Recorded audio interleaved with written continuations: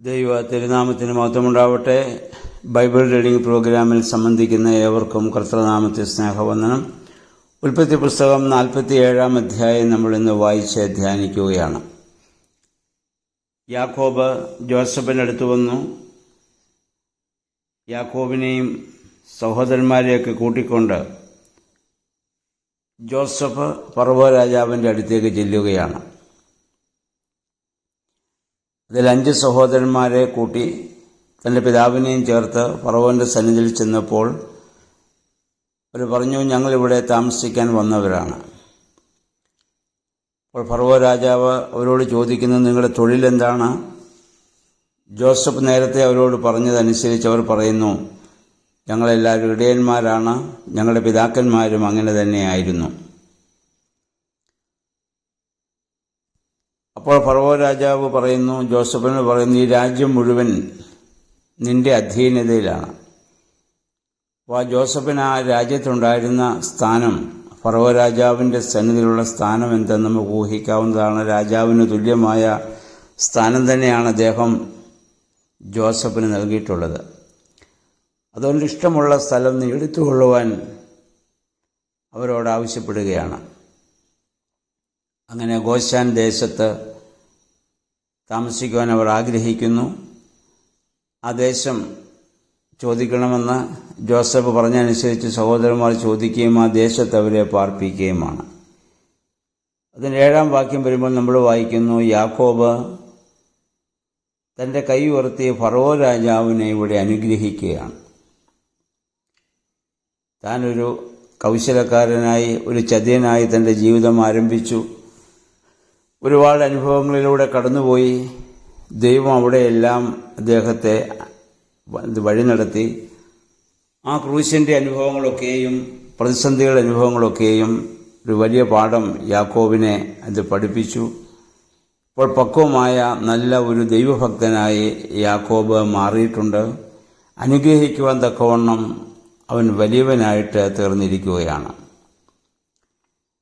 തൻ്റെ ജീവിതത്തിൻ്റെ ആരംഭം വളരെ ക്ലേശപൂർണവും അല്ലെങ്കിൽ വളരെ പാപം നിറഞ്ഞതായിരുന്നുവെങ്കിലും ജീവിതത്തിൻ്റെ അവസാനം വരുമ്പോൾ വല്ല വിശുദ്ധിയുടെ ഒരനുഭവത്തിലേക്ക് വളരുവാൻ തക്കവണ്ണം യാക്കോബിന് സാധിച്ചു എന്നുള്ളതാണ്.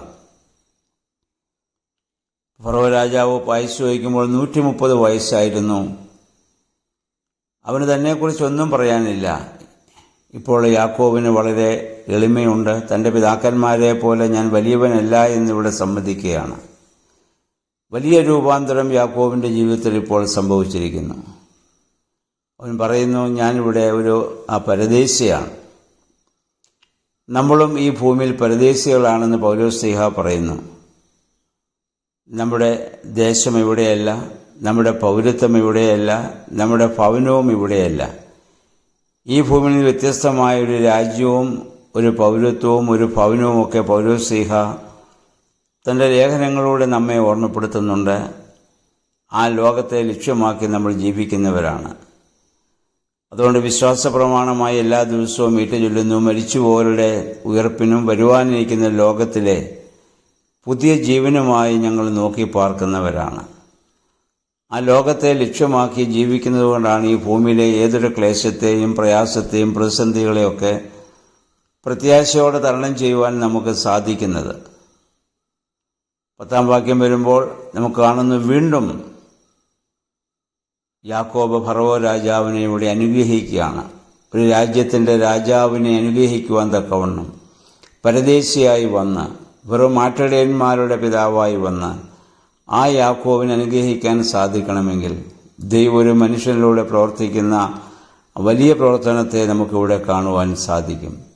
നാം ജീവിതത്തിൻ്റെ ഏത് പ്രതിസന്ധി ഘട്ടങ്ങളിലൂടെ പോയാലും ദൈവത്തിൽ ആശ്രയിച്ച് ജീവിക്കുമ്പോൾ, സമയമാകുമ്പോൾ ദൈവം നമ്മളെ അതിനനുസരിച്ച് നമ്മളെ അനുഗ്രഹിക്കുകയും അതിന് വേണ്ടതായ ക്രമീകരണങ്ങൾ സ്വർഗം ചെയ്യുകയും ചെയ്യുമെന്നുള്ള കാര്യം നമ്മളെപ്പോഴും ഓർത്തിരിക്കേണ്ടതാണ്.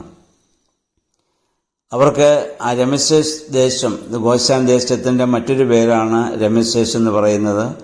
ആ സ്ഥലം അവർക്ക് കൊടുത്തവരോട് അവിടെ താമസിക്കുന്നു. അപ്പോൾ വീണ്ടും ക്ഷാമം ഏറെ കഠിനമാകുന്നു. ആ ക്ഷാമം ഈജിപ്തിനെയും ബാധിച്ചു. അപ്പോൾ ആളുകൾക്ക് ഭക്ഷണമില്ലാതായി. അവർ ജോസഫിൻ്റെ അടുത്ത് വന്ന് പറഞ്ഞു, ക്ഷാമം അതികഠിനമായിരിക്കുന്നു, ഞങ്ങൾ എന്താണ് ചെയ്യേണ്ടത്?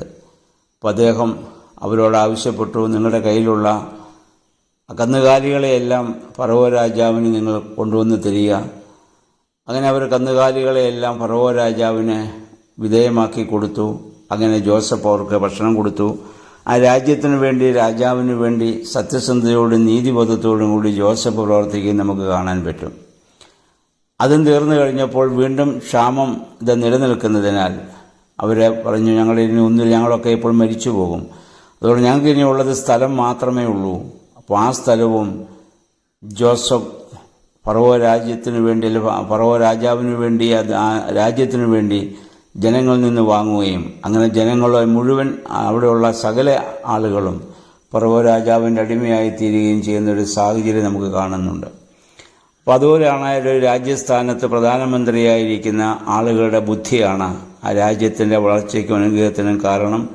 സഭയുടെ അനുഗ്രഹത്തിനും വളർച്ചയ്ക്കും കാരണം നേതൃത്വത്തിൽ വരുന്നവരെയും അവരെ ഉപദേശിക്കുന്നവരുടെയും ബുദ്ധിപൂർവമായ ദൈവത്തിൽ ആശ്രയിച്ചുകൊണ്ടുള്ളതായ വലിയ പ്രവർത്തനമാണ് എന്ന് നമ്മൾ മനസ്സിലാക്കേണ്ടതാണ്. 27 വാക്യമൊക്കെ നമ്മൾ കാണുന്നു, യാക്കോബിൻ്റെ ആയുസ് 147 സംവത്സരമായിരുന്നു.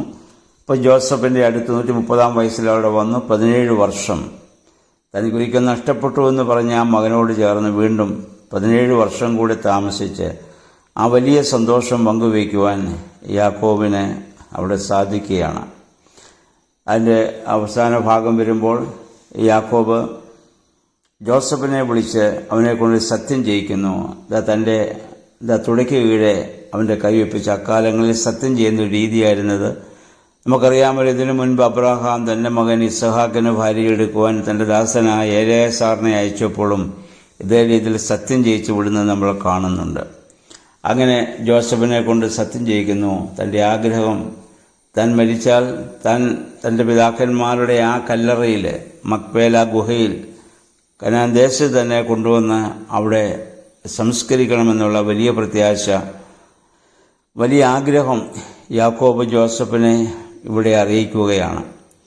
അത് യാക്കോബിൻ്റെ ഒരു വിശ്വാസത്തിൻ്റെ വലിയ തെളിവായി നമുക്ക് കാണാവുന്നതാണ്. നമുക്കറിയാം, പഴയ നിയമത്തിൽ പ്രത്യാശ വെറും ഭൗമികമായിരുന്നു. മരണാനന്തര ജീവിതത്തെക്കുറിച്ചുള്ള വലിയ പ്രത്യാശയൊന്നും ആ വെളിപ്പാടൊന്നും അവർക്ക് അക്കാലത്ത് ലഭിച്ചിരുന്നില്ലല്ലോ. അതുകൊണ്ട് ഭൗമികമായിരുന്നു. തങ്ങളുടെ പിതാക്കന്മാരോട് ചേരുവാൻ തക്കവണ്ണം അത് അദ്ദേഹം അവിടെ ആഗ്രഹിക്കുകയാണ്. ഒരു മനുഷ്യ ജീവിതത്തിൻ്റെ ഏറ്റവും വലിയ ധന്യതയാണ് തങ്ങളുടെ പിതാക്കന്മാരോട് വീണ്ടും ചേരുവാൻ സാധിക്കുക എന്നുള്ളത്. അപ്പോൾ എന്നാൽ നമ്മുടെ പ്രത്യാശ ഇവിടെ ഭൂമിപരമല്ല, അത് സ്വർഗീയമായ പ്രത്യാശയാണ് നമുക്കുള്ളത്. കാരണം കർത്താവിൻ്റെ ക്രൂശ മരണത്തോടുകൂടി പ്രതീക്ഷയുടെ വാതിൽ നമുക്ക് വേണ്ടി കർത്താവ് തുറന്നു തന്നു എന്നുള്ളതാണ് നമ്മുടെ ഇന്നത്തെ പ്രത്യാശ. അപ്പോൾ ആ ഒരു പ്രത്യാശ വെച്ച് നമ്മൾ ജീവിക്കുന്നതുകൊണ്ടാണ് ഈ ഭൂമിയിലെ എല്ലാം ഛേദമെന്ന് എണ്ണുവാൻ അപ്പോൾ മാത്രമേ നമുക്ക് സാധിക്കുകയുള്ളൂ. പ്രകാരം യാക്കോബിൻ്റെ ജീവിതത്തിൽ വന്നതായ ഈ വലിയ മാറ്റം, വലിയ പരിവർത്തനം, ദൈവമേ, ഞങ്ങളുടെ ജീവിതം കൊണ്ടും പ്രവൃത്തി കൊണ്ടും പലപ്പോഴും യാക്കോബിന് ഞങ്ങൾ തുല്യരാണ്. വഞ്ചനയുടെ, ചതിവിൻ്റെ അനുഭവങ്ങളിലൂടെയൊക്കെ ഞങ്ങളും പലപ്പോഴും കടന്നു പോയിട്ടുണ്ട്. പറഞ്ഞാൽ ഇത് തീരാത്ത വിധം പാപങ്ങളും കുറ്റങ്ങളൊക്കെ ഞങ്ങളുടെ ജീവിതത്തിൽ സംഭവിച്ചിട്ടുണ്ട്. എന്നാൽ നമ്മുടെ ദൈവസന്നിധിയിൽ ഇതൊക്കെ പൂർണ്ണമായി നമ്മൾ സമർപ്പിക്കുമ്പോൾ ഒരു പുതിയ മനുഷ്യനായി ദൈവം നമ്മെ രൂപാന്തരപ്പെടുത്തുകയും മറ്റുള്ളവരെ അനുഗ്രഹിക്കുവാൻ തക്കവണ്ണം നമ്മൾ പ്രാപ്തരായിട്ട് തീരുകയും ചെയ്യും. ആ ഒരു അനുഭവത്തിലേക്ക് വളരുവാൻ തക്കവണ്ണം ദൈവമേ, പരിശുദ്ധാത്മാവേ, ഞങ്ങളെ ശക്തീകരിക്കണമേ, ബലപ്പെടുത്തണമെന്ന് നമുക്ക് പ്രാർത്ഥിക്കാം. ദൈവം അതിന് നമ്മെ സഹായിക്കുമാറാകട്ടെ.